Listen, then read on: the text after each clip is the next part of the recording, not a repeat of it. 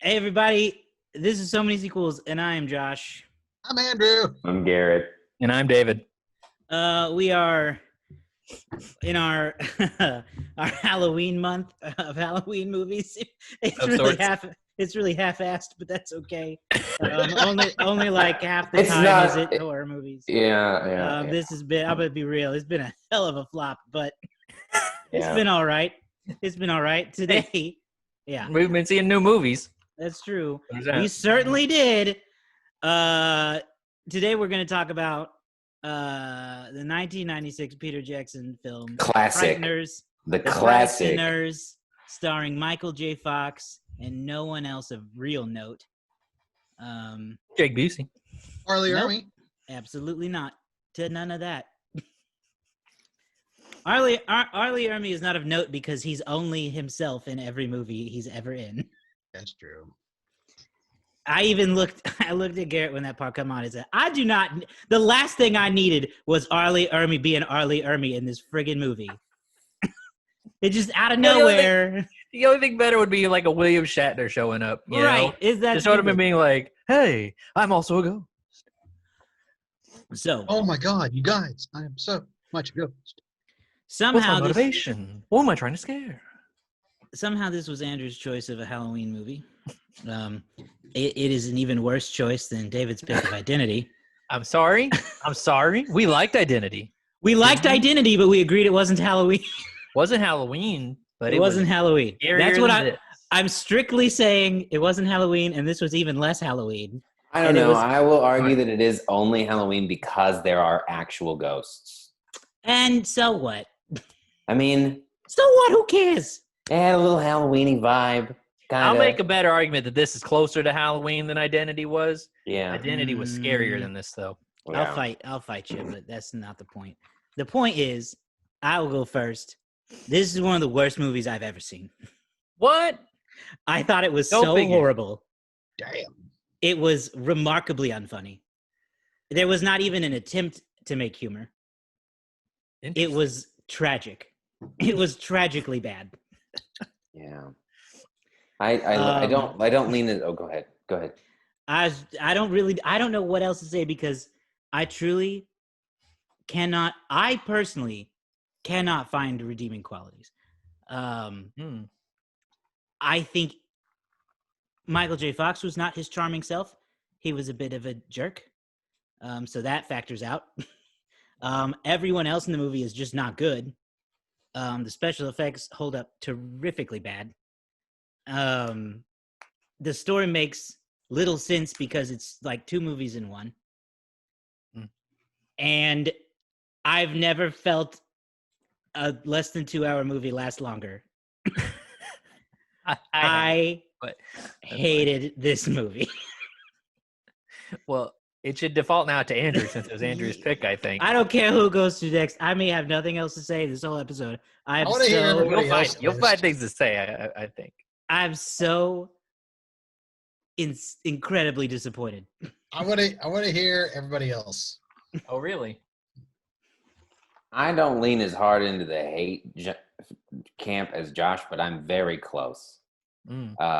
I agree with the two movies in one because I don't even know what the first hour and 10 minutes was for or Trash. About or Bullshit. Anything.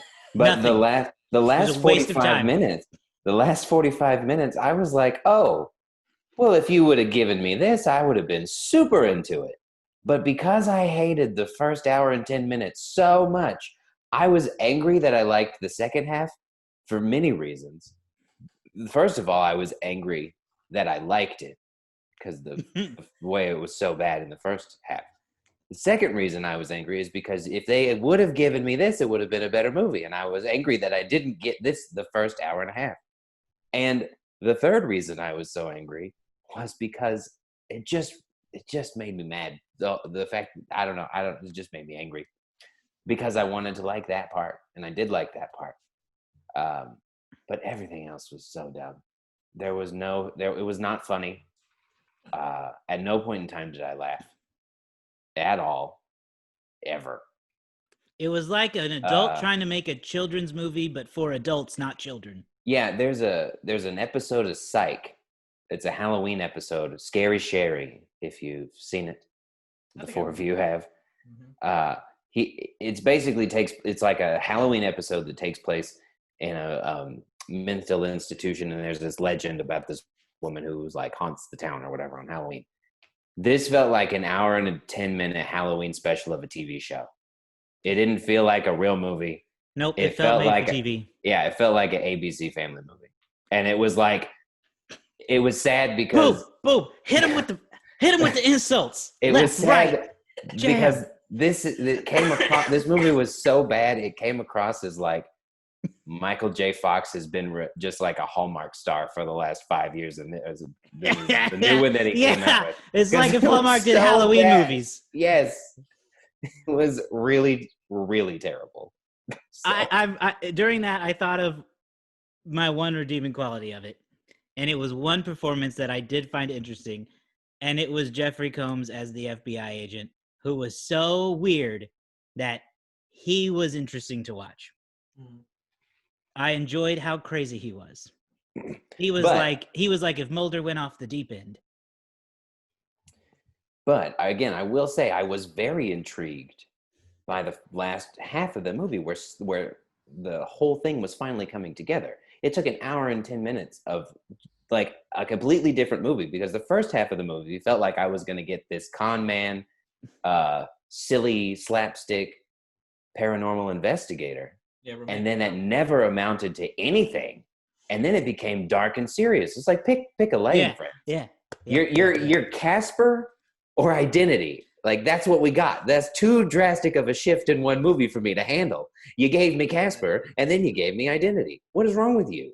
I will also say, I think a mistake that we made, being who I'm pretty sure are the two haters of this group. Yeah.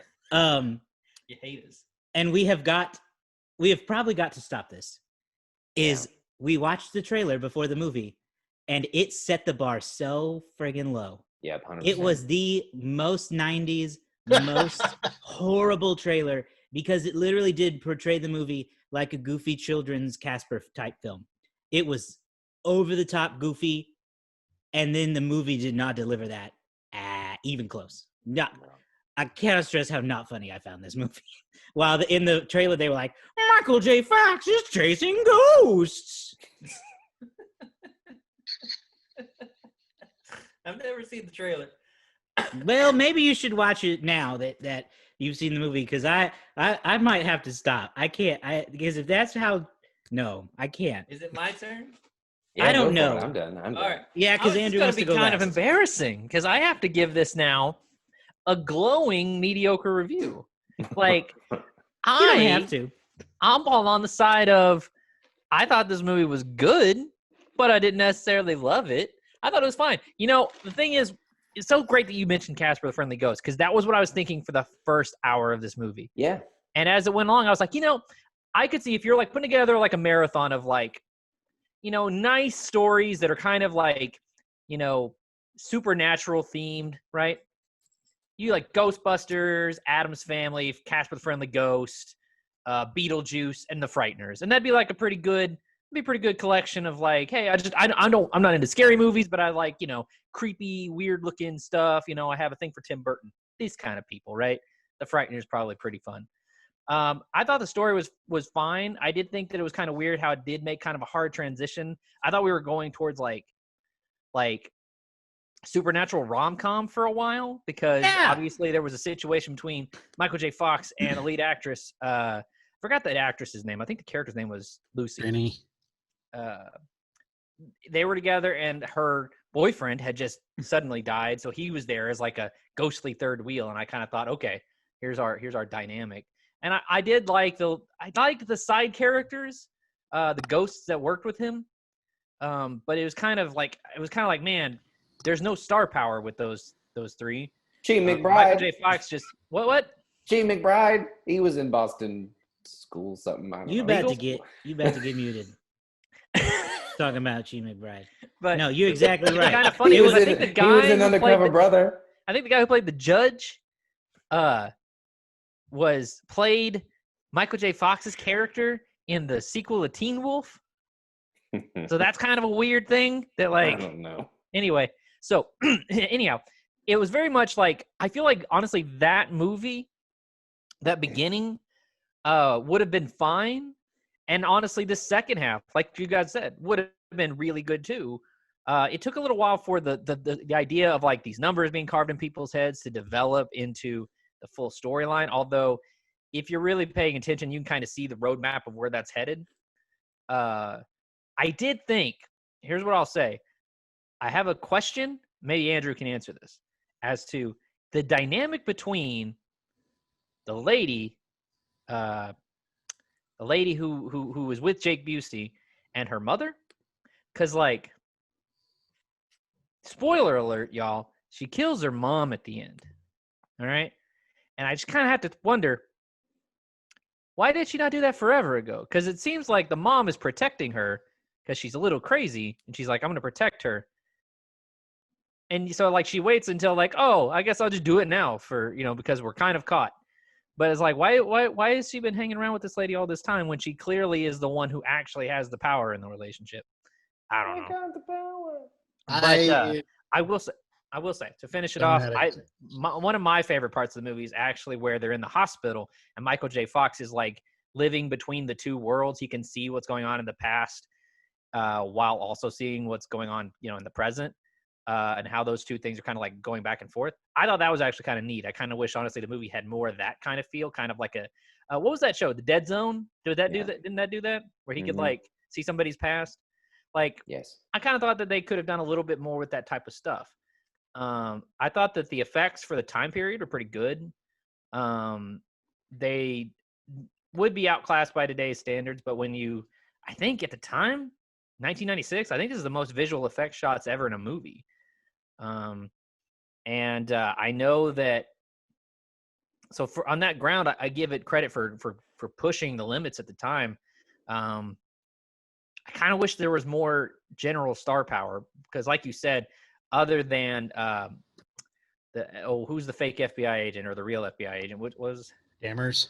Hammers? That's it. Other than him, nobody else really stood out in a really good way. Well, and that's why I said it was a TV movie, because you got big name Michael J. Fox, right? You got that guy who's the FBI guy who you like know, but like you don't know why you know him, but you know him. And then you have the main character who is, and no disrespect to her, she is made for TV movie Andie MacDowell. Like she looked like Andie MacDowell, but wasn't, and you knew she wasn't, but they were like, that's the look we're going for. And that's why it's made for TV movie. Yeah. Anyway, Yeah. Go Andrew. Go ahead, Andrew. I'll say I liked it. I enjoyed it, but yeah, I do have some. It's not like it wasn't like a, oh wow, hidden gem. No. 5 stars, people. 5 stars. Oh yeah. I don't know what you could have possibly found funny. There wasn't a fart joke in sight.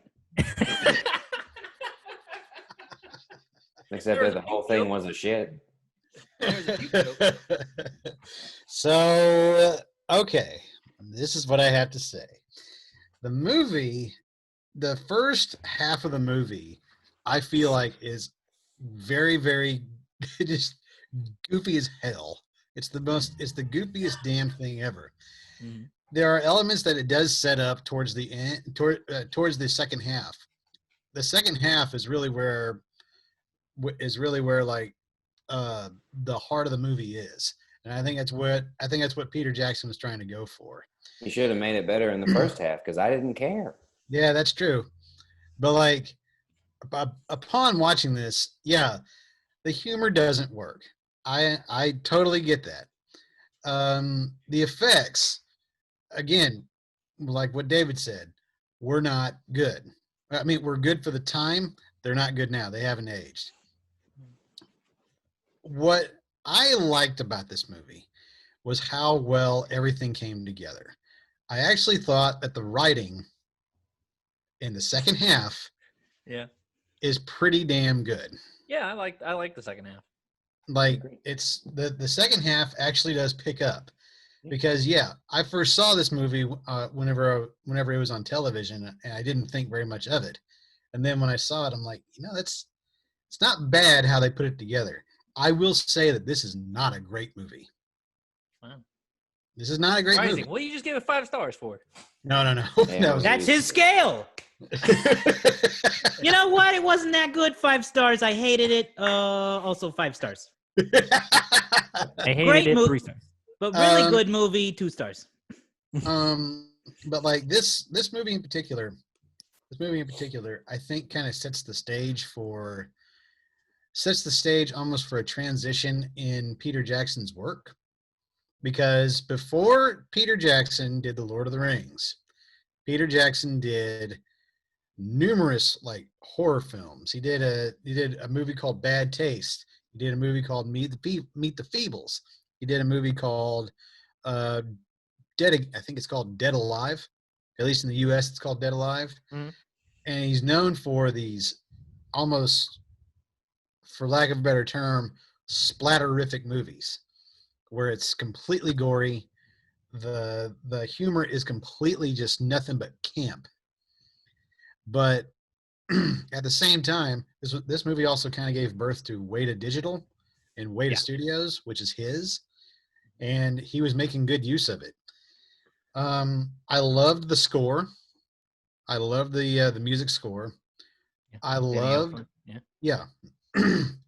I liked that I wish Michael J. Fox kind of went out on a better note and when it comes to being in movies. Mhm. But this movie in particular probably wasn't his best. And What is that Michael J. Fox's best movie? We need a Back to the bracketology Future. of that. Back to the Future. Yeah, Stuart I Little. guess so. Yeah. Stuart Little, yeah. But all in all, I would say I personally like this movie Mhm. just because it's a movie that I would watch right around Halloween. Ugh. No offense. I just would never watch this movie again if you paid me. Okay. You don't A have lot to. can be said for nostalgia here, okay? Sure. Yeah. A lot. And yeah, I mean, I personally like this movie just because of how like the pieces are built, and also the transition from like Splatter Days Peter Jackson to Lord of the Rings Peter Jackson to high fantasy Peter Jackson, and it really does kind of do that, I feel like. And I think that's why I like the movie more now than I ever have, which is not by a big margin.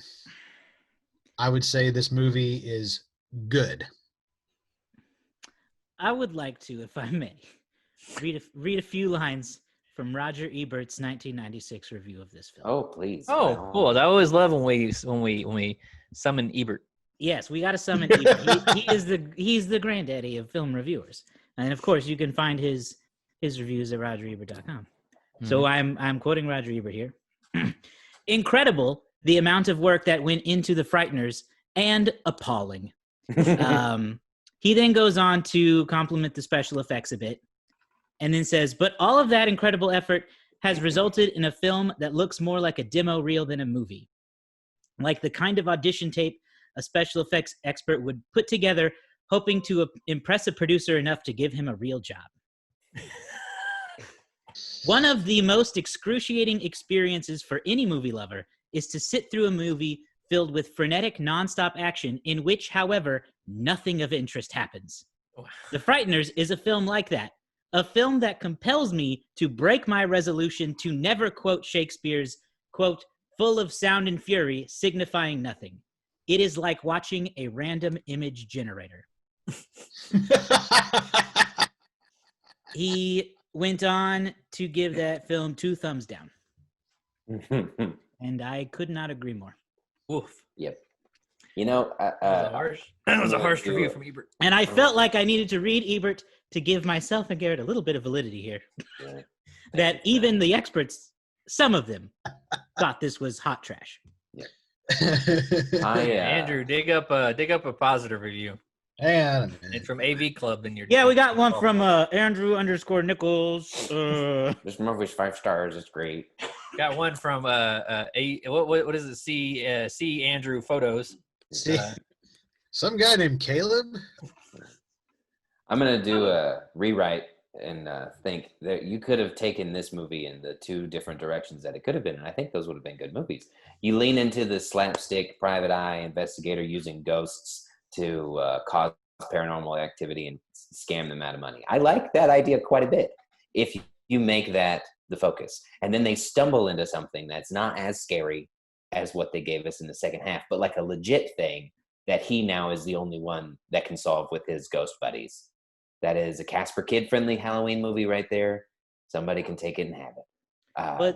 The other way is you lean into the terror where he is legitimately trying to warn people that crazy stuff is happening.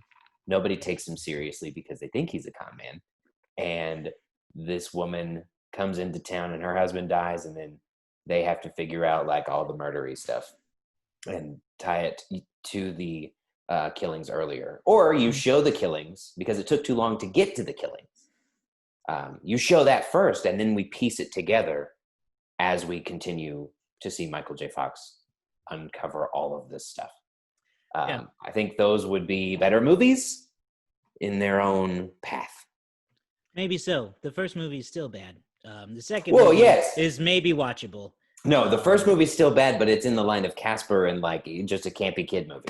But it is interesting that there are essentially two movies inside this one movie that is kind of a haphazard made for TV movie, because apparently this movie was conceived as essentially a spin-off episode of Tales from the Crypt.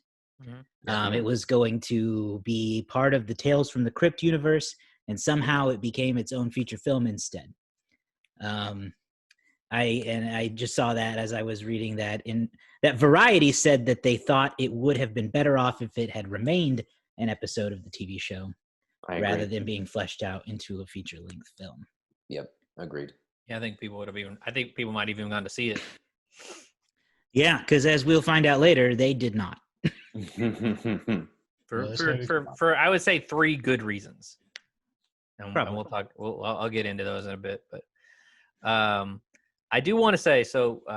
I do have one more. I have one other really good thing. I think there's. So I had the scene with the Flash with the Michael J. Fox in 2 places at once, living both versions of the time, like the events. But I do want to give one other scene. It was where Hammers is like directly interrogating Michael J. Fox, and he's just throwing accusations at him. And it's like, man, in the real world, that's pretty damning evidence. Is like your wife dies with a number carved in her head, and then a few years later, people just start dying, and you're conveniently around all of them. That's not good. And so Michael J. Fox's character, Frank, is that it, Frank? Yeah. Yeah, he starts having a real actual breakdown in the interrogation, and he's like, at Hammers, I tell you what, the guy did a great job, because this was genuinely one of the few parts where I did laugh, because he's like, "You're trying to do it right now. You're trying to kill me with your mind." Well, he's like, and he like rips open his shirt, and he's got like a lead vest underneath, and he's like, "I have a ghost-proof vest on." He's like freaking out. I thought the whole build up to that, because I was actually genuinely getting a little bit sad for Michael J. Fox's character. I was like, man, what a traumatizing situation to be in. Is this guy's conjuring up all this imagery of your dead wife and then accusing you of murdering more people, and you literally, your best alibi is the Grim Reaper did it, not me. But see, and that scene, while I agree is a decent scene of the movie, it is also a perfect example as to why I don't like that. I don't like this movie, because once it started getting into the backstory of Michael J. Fox's character and getting darker, that was what I was interested in. And then as soon as he ripped open his chest, it sucked it all out, because I thought it was so fucking dumb. Yeah. I was like, you're getting all this deep, and then all of a sudden he's like, "What first?" I was like, oh no. Yeah. Oh, you were so close. Yeah, I feel like this movie tried to hang its hat on like some stuff that just isn't, I don't know, for me isn't that funny. I like the tearing open of the vest of the shirt with a vest on that's supposed to protect you from having your heart ripped. I think that in a vacuum that's fine, but a lot of it seemed like hang on, oh, he's here, we're gonna take a moment, he's gonna put down a hemorrhoid donut. Like, Oh, that was. Oh my God, that hurt me. like, That hurt that me was just so kind of much. like, okay, all right, yeah, all right. I guess well, that's pretty close to a butt joke. It Yeah, was for Andrew. it was when he pulled that out and then they made that a whole thing. That was what really that's what killed me right there. I think that was the nail in my coffin where I hated everything, and then it got good, and then I was like, "Well, son of a bitch, I'm so mad because they had a donut scene, and now I'm pissed. Yeah. It's actually good." Yeah, when Jake Busey's melting like tar face is like on that headstone, I was like, this is a pretty cool moment. This is nice. Like, I was like kind of disappointed that the reveal was that Jake Busey was the spirit that had been doing this, but I was like, this is a cool looking like effect. Is Jake Busey's like just face in blackness just sitting on this tombstone and like oozing down. I thought that was actually really cool. I agree. And I think that there is I think a fair criticism of this movie is what Ebert speaks to. And I'm glad it's good in a way that the movie was made because it did help, as Andrew said, Weta or how did you pronounce it, Andrew? I pronounced it Weta. I don't know which it actually is, but one of the pioneering and one of the to this day best visual effects studios in the world continue to advance their craft. And like this was one of the first movies that they did where they really had to use a lot of visual effects because they had to do all these shots with these ghosts and this Grim Reaper character that they tried to do with practical, and it didn't look good with anything they did. Yeah. I don't know. I enjoyed it for the most part, but it wasn't like great. I probably will not watch it again. Like, here's the thing though, with the special effects. We've seen it better done prior to this movie. Like, Beetlejuice has better special effects, and it came out almost a decade earlier than this. I don't know about that, but yeah. It literally, no, it's better special effects. It's not debatable.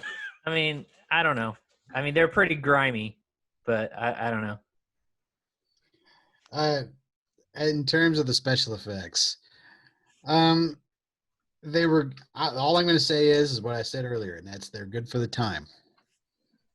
And they were good for the time. There was a lot. I mean, there are more special effects in this movie. Like it was a huge amount of the budget went to this. In fact, Universal, because Universal, I guess, believed in this movie, but doesn't seem to based on their actions in a lot of ways, gave the movie extra time to get finished because there were so many more effect shots that had to be finished and done. And back then, that stuff took months to finish. Yeah. I mean, it takes a long time now, but it doesn't take as long to do what they were doing here. But they gave it more time. They bought like something like 15 more computers and and hired 15 more people to send to New Zealand to finish it. I mean, that's a pretty big investment, and so it's crazy that the movie kind of happened at all. I guess because you're right. Y'all, I ain't got nothing else to say. I've exhausted the link of you. And just defended this movie as best he can. Yep.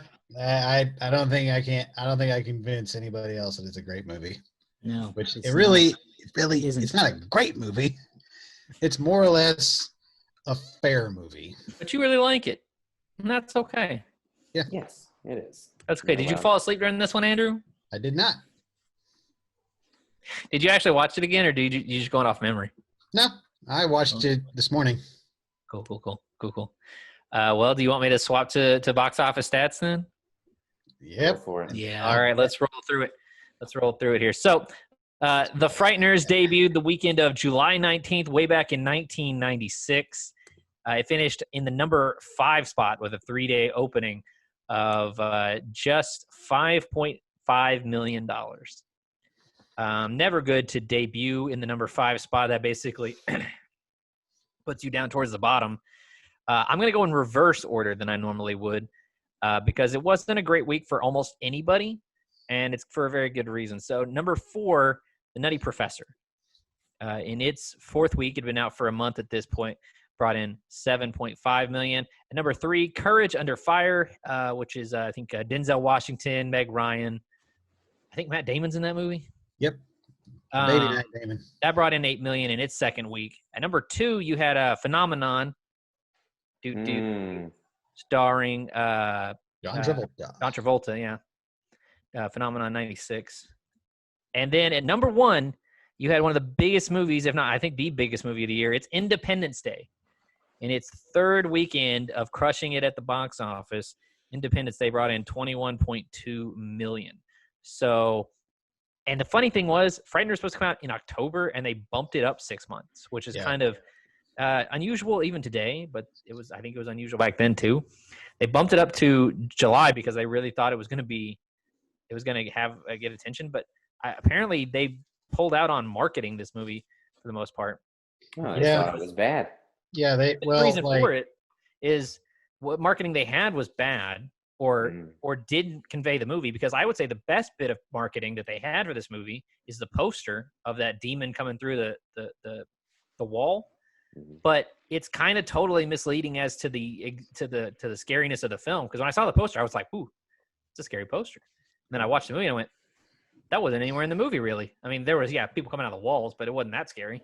Well, I also think that Peter Jackson was upset about that too, because the movie was slated to come out in October of that year, and they released it right around the time of of Independence Day, but also right around the time of the Olympics. Yeah, the Olympics in Atlanta.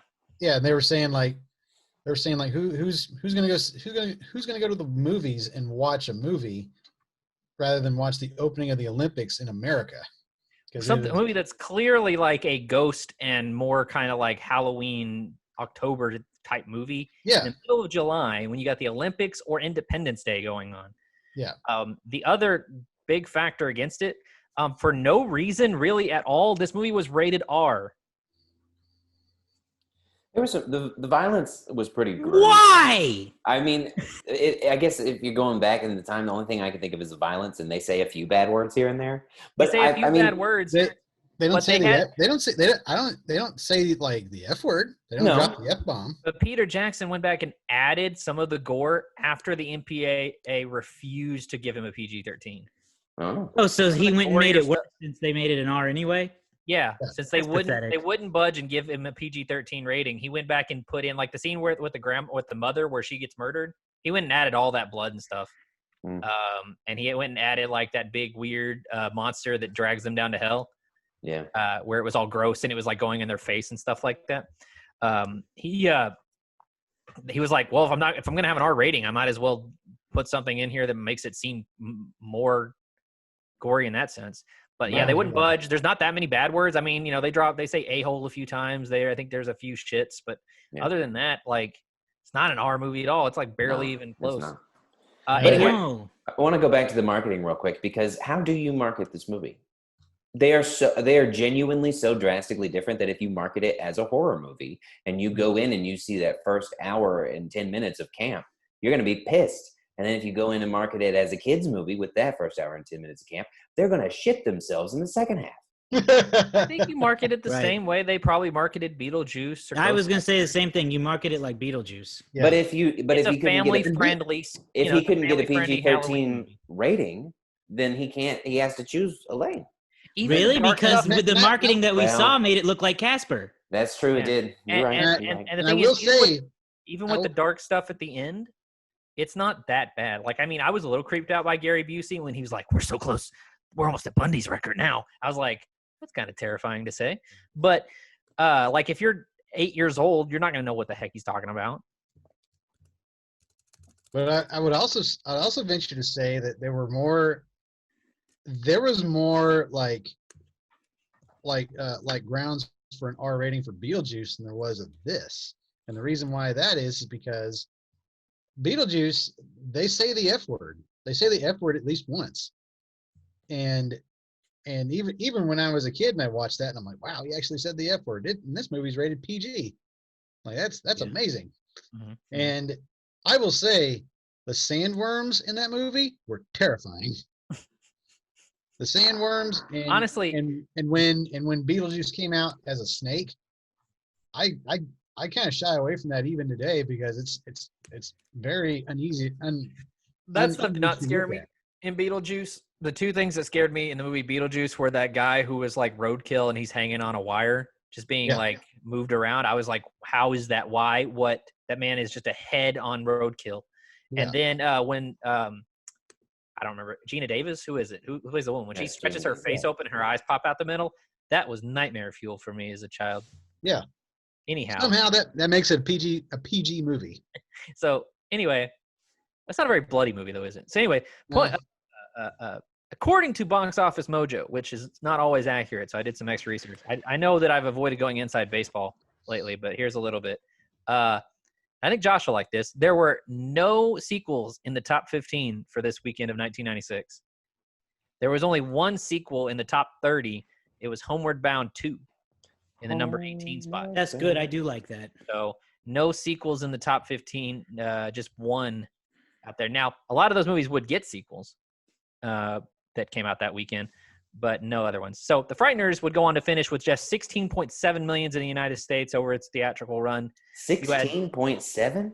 Yeah, just 16.7 over here. Wow. You had 12.6 from overseas, from foreign markets. Brought its worldwide total up to 29.3 million, which just barely beat its reported $26 million budget.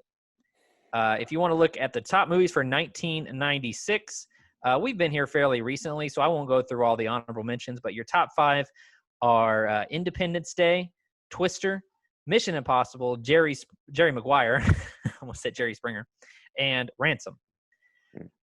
We've been in 1996, like I said a few times. Most recently, just this year, we watched Star Trek First Contact, as well as Muppet Treasure Island. Star Trek First Contact is the highest grossing sequel of 1996 in the number 17 spot.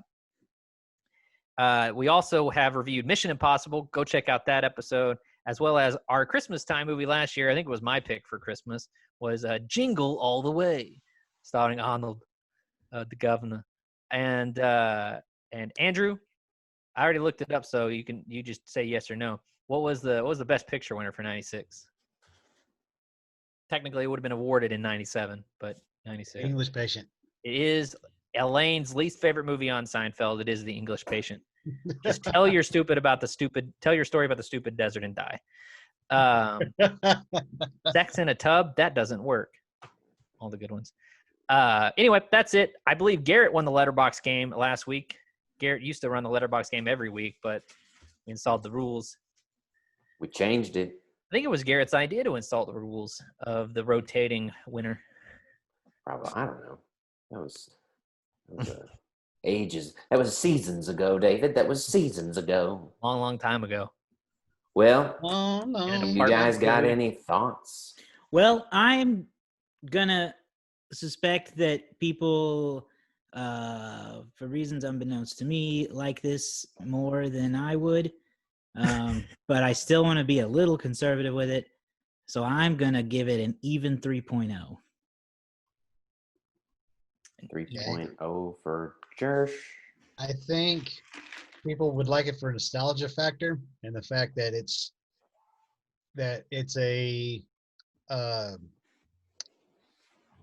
a Michael J. Fox movie directed by Peter Jackson, produced by Robert Zemeckis. So It's good. that doesn't mean it's good, but it means something to movie fans. But anyway, I am going to give it a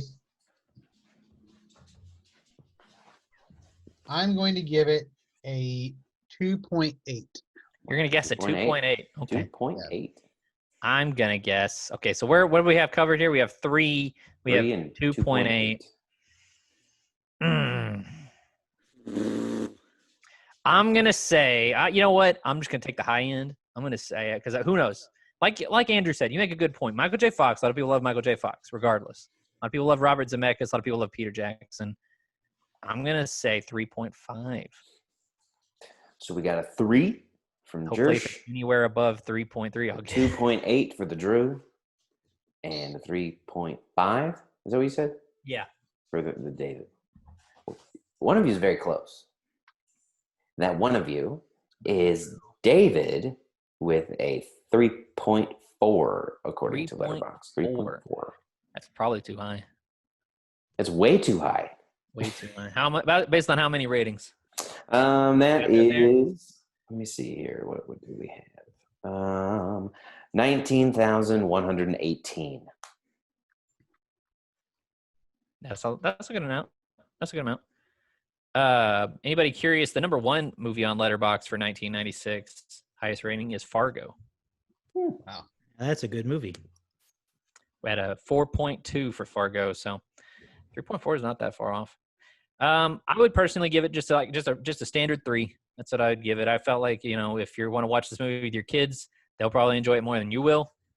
And like I said, put it in a nice marathon of kind of not that scary, spooky movies. I would give this a solid just 3. Oh, well, cool. 3 stars. And here come the half. No, it's not going to be that bad. It is going to go in the star category where I have 2 options. It's either weak or enjoyable, but not good. And this one's definitely going in the weak section of that. I'll give it 1.5. It's a 1 for me. Oh, wow. A full It's bad. 1? It's bad. I'm surprised. What is the difference maker for you on 1.5 or 1 versus half? What is the difference maker? That's a good question because we rarely stoop this low. Yeah, you do anyway. I've not. This might be the lowest score you've given a So Many Sequels movie in years. So here are the movies I have given a half star to, and they range in reasoning. A movie called The Snowman came out a couple years ago. A horror movie, right? Yeah, allegedly with Val Kilmer. Cars 2. Oh, yeah. Superman 4, The Quest for Peace. Yeah. And another movie that Garrett will remember called Oh, Ramona.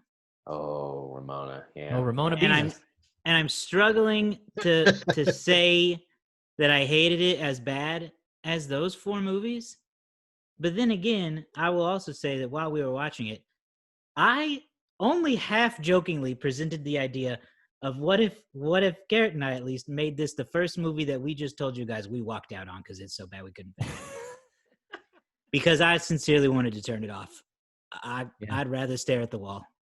It was very close, but for me, the reason we stuck it through, and I'm glad we did because the second half gave it that half-star bump. I would have given it a 1 star as well. Would But you the rather? second half gave it a half star because I was like, oh, I like that part.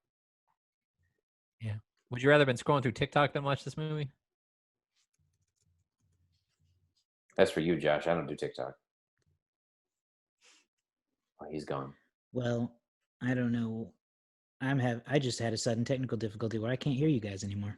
Oh no, Josh is gone. Well, So unless we have anything else to say, we can just wrap it up.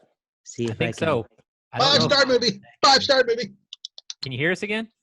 Okay, now you're back. I just Oh, look at that. All right. changed my Well, settings. it was a worthless joke we made anyway. Y'all know I edit this podcast. I will find out whatever you said. We didn't say anything too bad. It was just bad. That was a bad question. Hang on. that's- So we had 2 3s, Yeah. a 1.5, and a 1. Mhm. So we got So Many Sequels score of 2. 2.1. So that's got to be a 2. Wow. I'm good with that. And that's it for Halloween. No more scary movies for us. We made it without challenges. Everything went well. Right. No, so we are out of movies on the wheel. Well, we're not going to spin the wheel, but Not gonna spin the wheel. There's nothing left to see. So I mean, yeah. right. But we are going to have one more episode for Halloween come out. This drops it's Monday when this comes out. Right. Halloween is Saturday. Mhm. So we can't fit another one in for next Monday. That would be silly. But we could pop out another episode Maybe. on Halloween night. Maybe for Friday night, so people can listen to it on Halloween day or something, or Halloween morning. Mm. And if you follow us on Instagram, you saw what we're doing. We put up a poll. Yeah, Sleepy Hollow. Yeah, and we appreciate everyone who voted in that poll. I particularly appreciate them because we put up the remaining wheel options in the poll and had you guys decide what are we going to watch next with a What were all the choices? Oh, the choices were Sleepy Hollow, The Color Out of Space, The Conjuring, and The Exorcist. And we did make sure to leave a note for people that David doesn't want to watch a scary movie. And so our listeners, our followers on Instagram, were kind enough to have us watch The Conjuring, of course, for Halloween this year. Of course, one of I think the scarier movies of the last 10 years. Well, and here's the thing: David doesn't like scary movies at all. No, David doesn't like scary movies at all. Andrew's not a big fan, and I hate with a fiery passion ghost haunting possession stories. Yeah, and I'm the only one who's seen this movie. Yeah, so this is going to be torture for three of us. Is it not actually as scary as it seems, Josh? I think it's as scary as it seems. Now, I haven't seen it since it came out for good reason, but I remember being terrified of it. Great. I don't remember if it's one of those jump scare movies. I don't think it's so much that as much as, now don't get me wrong, I'm sure there's a few in there, but I think it's mostly just this horrible, tense dread. I'm prepared to watch the movie like this. That's great. So and you know what I have to say to the fans is, y'all suck. Screw you. No. Of course, what wins? You have a cult classic like Sleepy Hollow with Johnny Depp. All right, you have a fresh new movie, Color Out of Space. You could pick. All right, be new. No, you pick that. No, you have a classic, a legit classic in The Exorcist. You pick that. No, The Exorcist would have scared you produced, big blockbuster, cinematic universe nonsense. The Conjuring. bunch of film bros for fans is what we got. Where's the cinephiles? You'd have been scared of The Exorcist. I think we need a recount. Mm-hmm. That's what I say. Yeah. No, we're all going to suffer together, but separately. Yep. And just for just to get your imagination going, the Conjuring is based on a true story. Y'all, I don't hate that stuff. Based on a true the story. The characters in it are real people, at least the main characters. Didn't the Annabelle franchise spawn off this too? Yeah. It's all part of the Conjuring universe. Great. If you're lucky, you might. Oh, universe. You might see Annabelle in this. I don't remember. All right. Well, I'm scared. Yeah. As of recording, I am terrified. We're gonna watch this very soon. Yeah. And I'm already anticipating it in honestly a negative way. But you get what you wanted. I got what I wanted. Listen, I can't have a Halloween where I don't watch any scary movies. And quite frankly, I have not seen a single scary movie this entire month. The last time I watched a scary movie skip to Christmas. was whenever we had watched Host on Shudder, and that was not really for Halloween. That was just cause. Yeah. And I will say I've been watching Halloween movies, trying to watch one every single day, like a scary movie every single day. And the ones that I usually try to pick ones that I don't see a lot or have never seen. Mm-hmm. There's only been one that was really two that were scary. The Maniac. There's a movie called Maniac with Elijah Wood that's a remake of a 1980s movie. That one was really uncomfortable. It was really creepy. And then a movie on Netflix called Alive that's a Korean zombie movie. But none of them that I've watched have been legitimately scary. They've made me uncomfortable, a little tense, but not scared. And now it's gonna happen, I guess. No, I was scared the whole time watching It Chapter 1 and 2. Whenever we did that last year, 2 years ago, I don't remember when. Yeah. Those were scary. I didn't like those. I have a feeling this is going to be more in the category of It than it is Identity. So I'm not happy at all. So, Y'all like haunted You guys, houses, I'm- right? No. You like haunted houses? Nope. hidey kids, I'm hidey good. hoes. They conjuring everybody out here. They do. They conjuring everybody out here. Oh, Okay, boy. well, be on the lookout for our Conjuring episode sometime this week. And then, Halloween is sadly over, but we will be, I don't know, we'll figure out something to do in November before our Christmas movie season kicks off. Mhm. So, yeah, keep an eye out for all that too.